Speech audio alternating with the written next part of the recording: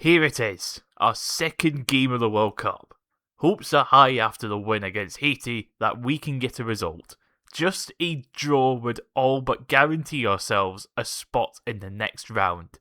Surely, we can get revenge for 1998. Or we can concede after 70 seconds. That's an option, I suppose. Conceding from a failed offside trap a minute into the game when you have set up a low block is inexcusable. Almost like sitting back from minute 1 wasn't going to work.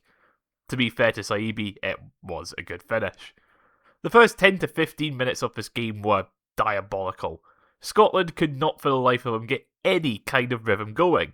Morocco very nearly were 3-0 up in the first 15 minutes, but that's helped by the fact that we looked like we hadn't played with the ball before. Nerves were evident, but upon the first bit of play where we had the ball for more than 20 seconds, something that took us about 20 minutes to do, we managed to get a free kick where Che Adams could have very easily been through on goal. Makes you wonder if Issa Diop could have been sent off for the denial of a goal-scoring opportunity.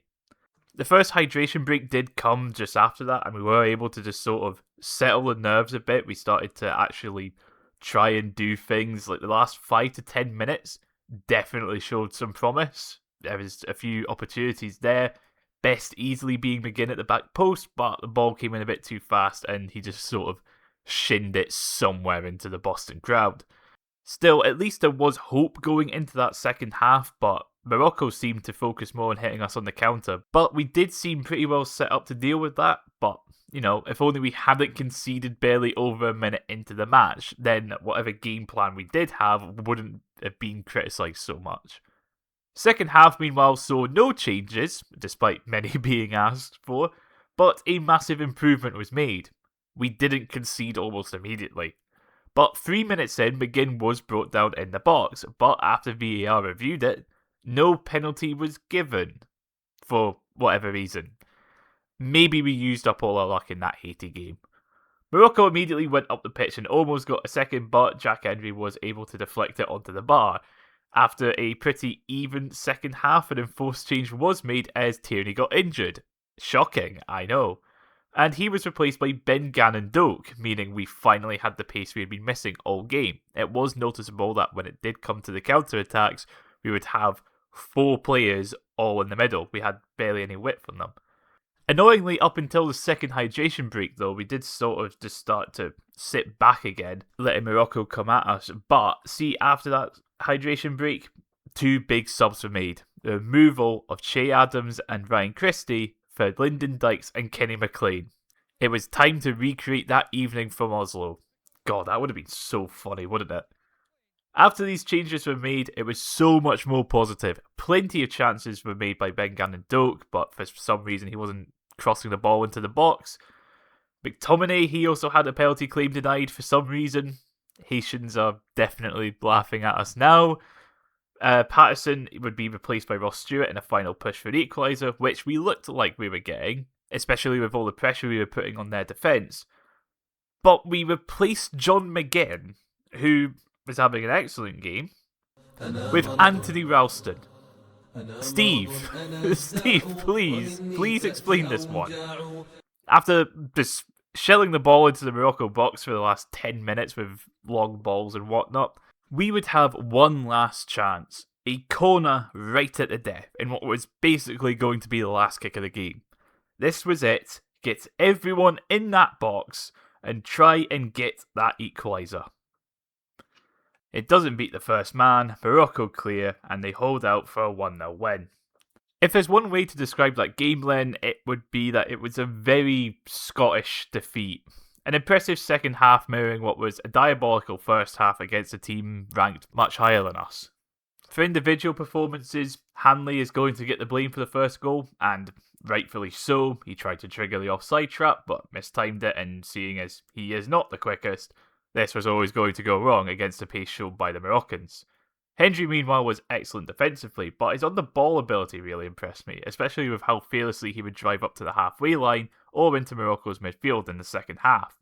Angus Gunn made a few big saves to keep it at 1-0. McGinn managed to keep Hakimi and Brady quiet and obviously had a few opportunities going forward himself. Patterson, meanwhile, looked rusty, and you have to question why Hickey didn't start after his performance against Haiti. McTominay, meanwhile, was much improved, but at times was a bit too greedy. In isolation, this result isn't bad. Only losing 1-0 to a side 7th in the world is an okay result, but obviously we were looking for at least a draw. Of course, we do have to wait for other games to see how we can qualify, but after 2 games we have 3 points and 0 goal difference, which, as of writing, is putting us in a solid spot to qualify as a best 3rd place team. Of course, it does leave us in a familiar position to other World Cups if we want to qualify on our own terms. Needing a result against Brazil. Brazil have seemingly remembered who they are after a comfortable 3-0 win over Haiti, with all 3 goals coming in the first half. Matheus Cunha getting an opening double, with Vinicius Jr. getting the 3rd. The first goal was a bit scrappy, but their 2 other goals came from balls played in behind in a similar manner to how Morocco got their goal. Haiti in the second half were still able to get themselves a few opportunities, but Brazil were still pressing for more goals, seeing as Endrick would have a goal disallowed for offside. If we play like we did for much of the second half, but this time actually getting a shot on target, then getting something is possible. But if we play like the first half, we're going to be in big trouble, especially with the attacking talent in that Brazil squad. I suppose it's worth quickly talking about some of the other groups in regards to 3rd place teams. Scotland are now top of the 3rd place table, with Group A seeing the Czechs play an already qualified Mexico and South Africa playing a South Korea side looking to confirm their spot. Group B will have a straight shootout between Bosnia and Qatar. Seeing how both of their recent games went, the best we can hope for is a draw. Group D has seen Turkey eliminated before they play the USA, meaning it's another shootout between Australia and Paraguay. Either team winning would see the other in 3rd with a potentially worse goal difference than us. Preferably, I do want the Australians to win this. When it comes to chances of going through though, a slim defeat still gives us at least a 72% chance of going through, but getting a scalping could be the end of us. Obviously, I'd rather we would do the job on the pitch, but we're just going to have to wait until Wednesday. That's all for this video, and of course I hope you enjoyed. What were your thoughts on the Morocco game? How do you see us doing against Brazil? Let us know in the comments below. Channel memberships are available with those signed up having their name on screen now. Liking, sharing and subscribing are of course all appreciated, and I will see you in the next video. Bye.